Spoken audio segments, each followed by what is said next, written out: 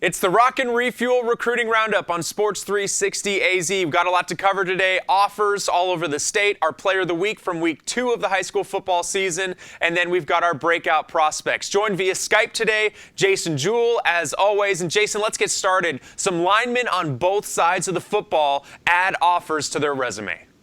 Yeah, we're going to start with Odwa Eastamore, the defensive end from St. Mary's. Gets offer number 15, and it comes from a Big Ten school. It comes from Illinois. He's just tearing it up this year, Jared. He has 33 tackles and 2.5 sacks, and as we've talked about before, he's one of the most heavily recruited players on the entire West Coast. And another guy that I was able to go see live this week was Jax Waycaser, the very good offensive tackle from Saguaro High School. I really liked how he just changed his body. Looks big and physical. He got his 10th scholarship offer coming from San Jose State, but this is a guy I think ends up with Power 5 offers here pretty quickly. Now, Jason, there were some guys that received their first offers in the last week. Tell us who those guys are.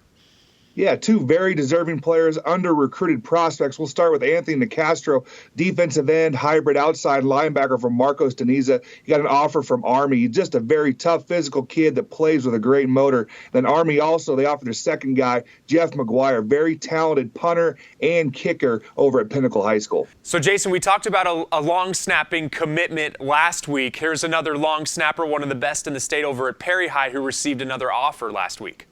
Yeah, Adam Higuera, he got his third scholarship offer. It comes from New Mexico State. Add that to his previous offers from Wyoming and from Tulsa. Our Player of the Week last week put up state record numbers.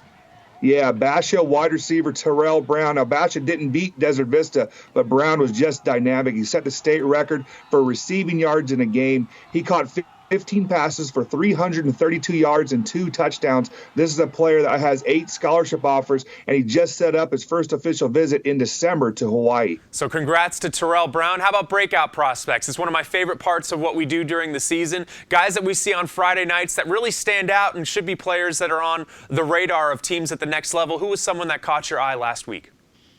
You know, I was out at Saguaro High School, and we've talked about them before. They're just absolutely loaded. It's really tough to watch and evaluate all of those guys, but because there's just so much talent on the field. But one guy I thought really stood out, and we haven't mentioned him before, was junior safety wide receiver Giovanni Miranda. Big, physical, great-looking prospect, and I talked to Coach Mons after the game, and he thinks he has a chance to be another Power 5 guy over there at Saguaro High School. Last Friday, I was out at Brophy going up against Westview, a really good matchup, two teams working up the ranks in 6A. You know, Noah Pittenger just went absolutely off in the game running the football. He rushed for 4 touchdowns. He caught 1 touchdown. He opened up things for the passing game, which gave me an opportunity to see Matt Ryan in action for the first time. He's backed up Cade Knox the last couple of seasons, and some of the throws that he made when Noah Pittenger wasn't being handed the rock were really impressive, and I think by season's end, he will have the opportunity to get some looks at the next level. That's Jason Jewell. I'm Jared Cohen. This has been this week's Rock and Refuel Recruiting Roundup.